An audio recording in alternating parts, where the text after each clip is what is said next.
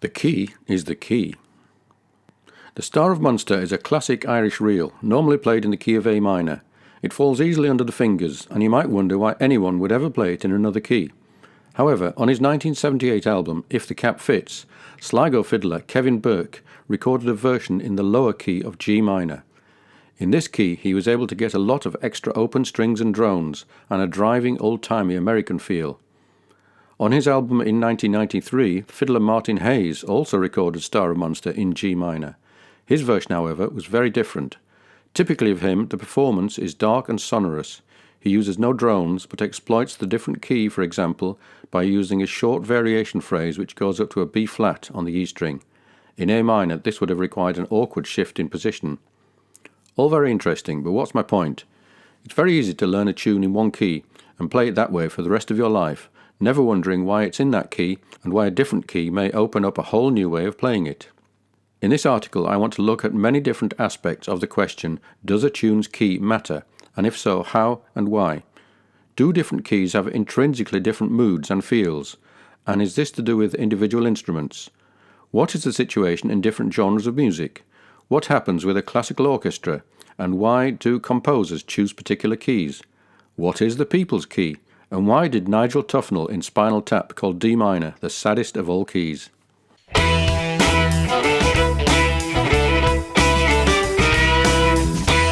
First of all, what exactly do we mean by the key of a tune? You can think of a tune or a scale as simply a set of intervals, the spaces between the notes. No matter what note you start on, providing all the intervals are the same, it will remain the same tune no matter what note you start on. Every key has a home note or tonic, and this defines the key.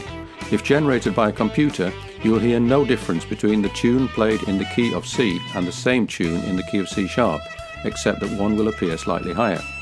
However, this was not always the case. Up until the 18th century, Western folk and classical music both used untempered scales, based on natural harmonic intervals, which basically come to us through the laws of physics. Also called Pythagorean intervals, they produce simple melodies which sound perfect to the human ear. However, in the context of orchestral music, untempered scales are fatally flawed. Each scale or key has slightly different intervals and therefore a different character. You would definitely be able to hear the difference between a tune in C and one in C sharp. The characteristics of keys. In 1682, the French composer Charpentier, in his Rules of Composition, attempted to ascribe emotional characteristics to all of the different keys, describing, for example, C major as obscure and sad, while D major was joyous and very warlike, and E flat major was cruel and hard. There is no doubt that to any individual, the different keys would indeed have different emotional feels, but to ascribe such specific characteristics to them was highly subjective and problematic. Quite aside from the characteristics of different untempered keys, as classical music developed, these keys started to become increasingly unusable. They did not deal at all well with complex harmony and did not allow for changes of key within a piece. This led to a dramatic change in approach, with the creation of the tempered scale. Instead of basing scales on natural Pythagorean intervals, the octave was now split completely equally, so that every interval was exactly the same. Either by modifying the instrument itself, for example by retuning a keyboard, or by changing the technique, for example the fingering on a violin, or some combination of both, over a number of years it became possible for most instruments to be able to harmonize together and change key together. The change in the sound of a tune played, tempered or untempered, was not so great that it could not be accepted by the human ear. Untempered scales in folk music. Within folk music, however, there were special problems. Some instruments, such as the uilleann pipes or the Highland bagpipes, continued to be untempered. New instruments, such as the accordion, were tempered. The two together would often clash very badly.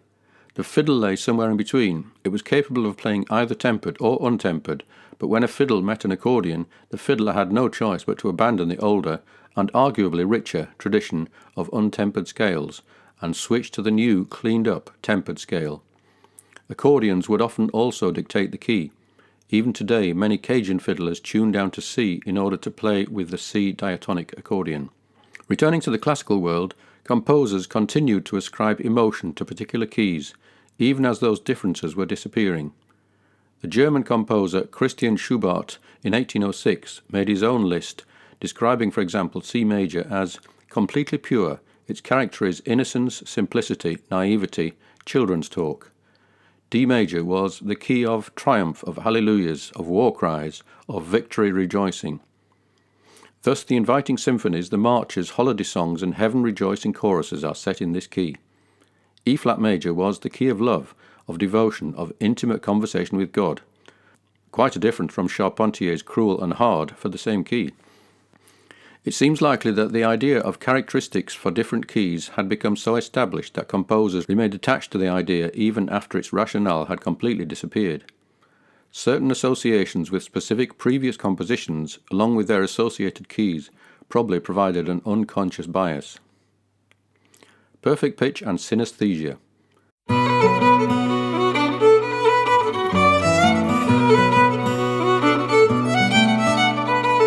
For a certain very limited group of musicians, this was not the case. Perfect pitch is the ability to recognize an individual note by name without any point of reference. A person with perfect pitch could walk up to a piano, having heard no music for hours before, could sing any note and then immediately play the same note on the keyboard, confirming that the note was totally and accurately ingrained in the mind. In even rarer cases, a person can have synesthesia. With this strange condition, senses are linked so that, for example, a person will consistently associate a particular note with a particular colour. The note G might then be perceived as the colour green, with an A note as a completely different colour.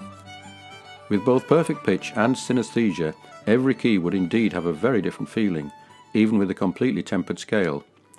Two contemporary Russian composers both had synesthesia and were able to compare notes. Nikolai Rimsky-Korsakov considered the key of C to be white, while his friend Alexander Scriabin considered it to be red. Both, however, agreed that D major was yellow. So far, in the classical context, we have mostly considered the orchestra as a whole. Things change considerably when you consider individual instruments, and for modern composers it's often the most dominant instruments which define the key. Favourite keys for fiddlers. On the violin, for example, there are 4 strings which may either deliberately or inadvertently ring on their own if the instrument is being played, but the string not fingered. This sympathetic ringing will be greater and have more potentially positive effect if the key is close to or the same as the open string in question. The keys of G, D and A, therefore, will all benefit from ringing of the 5th on the string above if the open string of the tonic is played. In the key of E flat, by contrast, any ringing or accidental sounding of another open string will create dissonance, and the overall effect will be more muted. Classical violinists tend to use 4th fingers rather than open strings, allowing use of vibrato on all notes and evening out the sound of all the notes on a scale. Folk fiddlers, on the other hand, usually prefer open strings where possible, giving each key a distinctive set of characteristics. The open string has quite a different sound to the 4th finger, so by listening carefully it's possible to identify the key of a fiddle tune with only a vague idea of pitch on the basis of where the open strings occur. The famous Scottish fiddler Scott Skinner in the 19th and early 20th century brought an impressive classical technique into the world of traditional fiddling. In his book A Guide to Bowing, he set out his own list of key characteristics as relating to the fiddle. So he said C major is bold but piercing, A minor sad and plaintive, G major has plenty of body, E minor sterile and thin, D major has splendid body, B minor rather sad, A major the fiddle key, F sharp minor exquisitely harrowing, E brilliant but lacking in body, F thinnish, B flat velvet very rich and fine, E flat and C minor weird, fascinating and beautifully sad. He said that keys to the composer are as colours to the artist. From a fiddler's point of view, this list of key characteristics makes a lot of sense and is much easier to justify than the somewhat nebulous list of previous classical composers.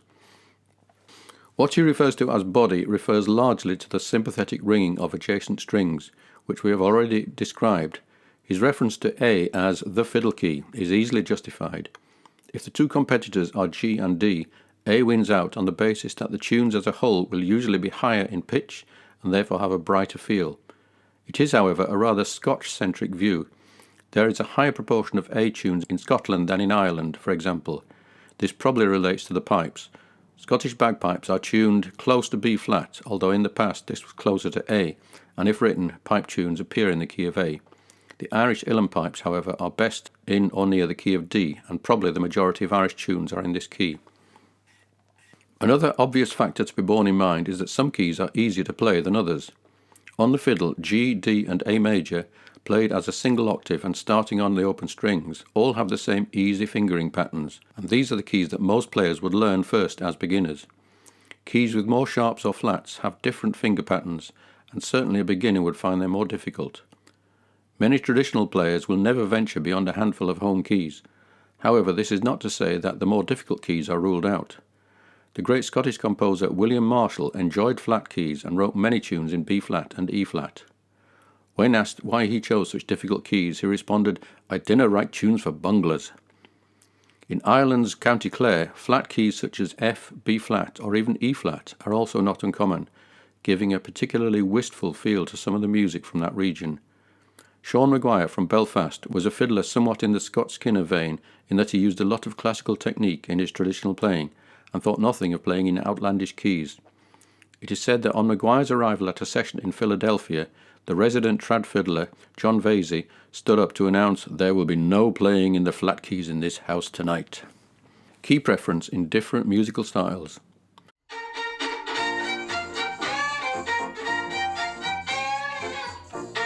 In other types of music, different factors affect the prevalence of keys. In jazz, the majority of solo instruments, woodwind and brass, prefer flat keys, making this a particular challenge for a violinist. The exception is gypsy jazz, which, dominated as it is by guitars and violins, have much more friendly keys such as G and D. In bluegrass and old-time music, anything written for or arranged for a 5-string banjo in mind is more likely to be in G, as the 5th drone string is G.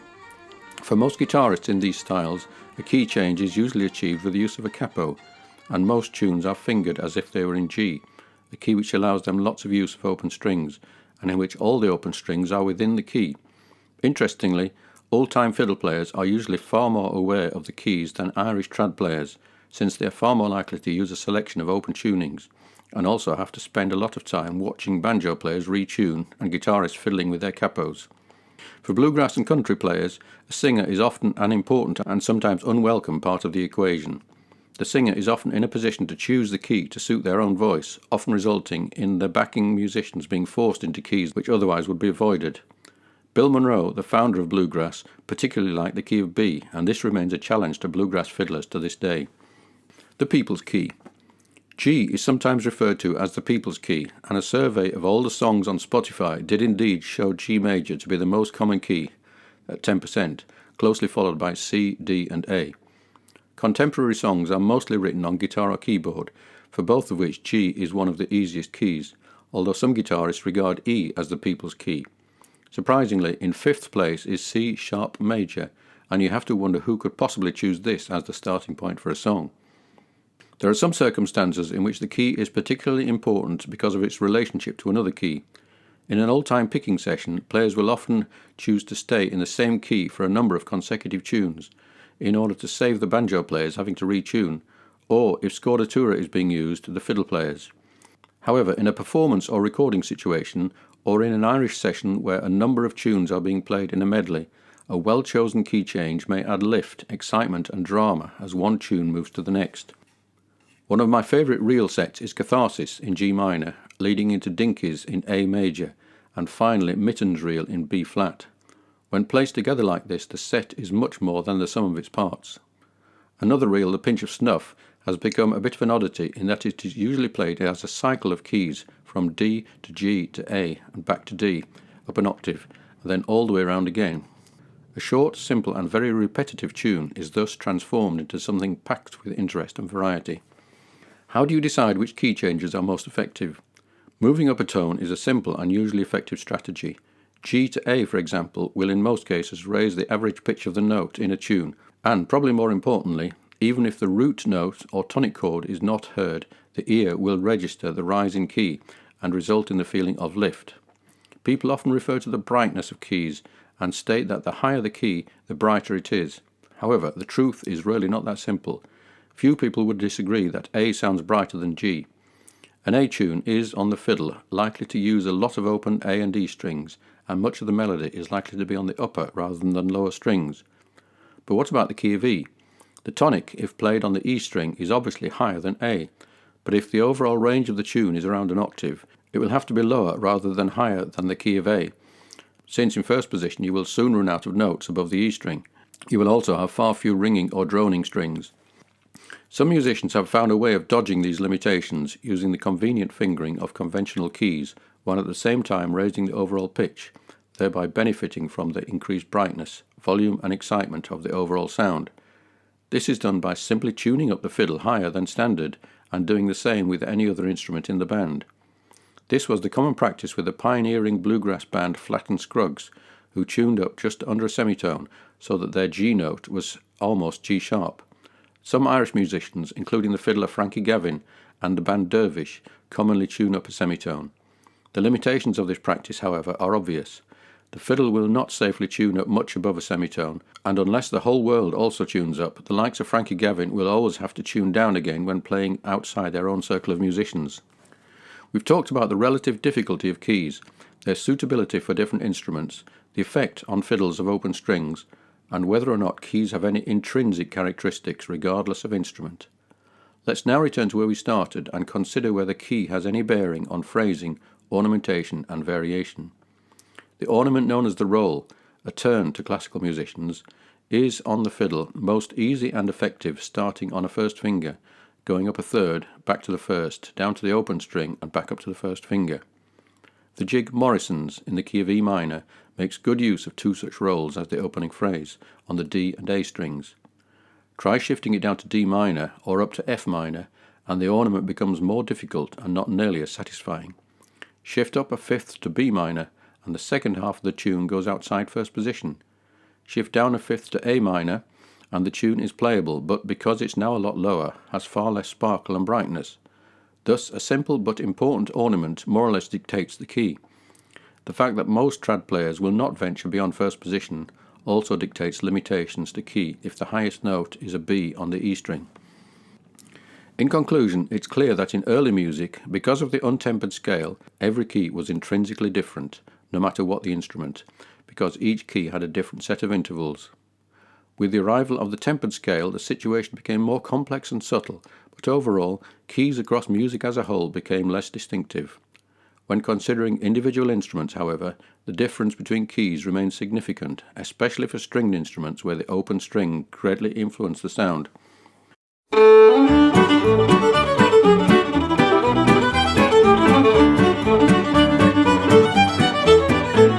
It seems that most traditional fiddle tunes have a standard key which suits the fingering, the range and ornamentation, and decades or centuries of compromise with other instruments have also helped to cement these keys. If you are looking for an easy life, there's no reason why you should ever question this. However, if you're bored with a particular tune, are looking for a challenge, or want to create your own distinctive version, perhaps for a recording or performance, there's a great deal to be learnt and achieved by trying out different keys. Almost every detail of the tune, from pitch to tone to fingering, ornamentation and variation, will all magically change, maybe even for the better.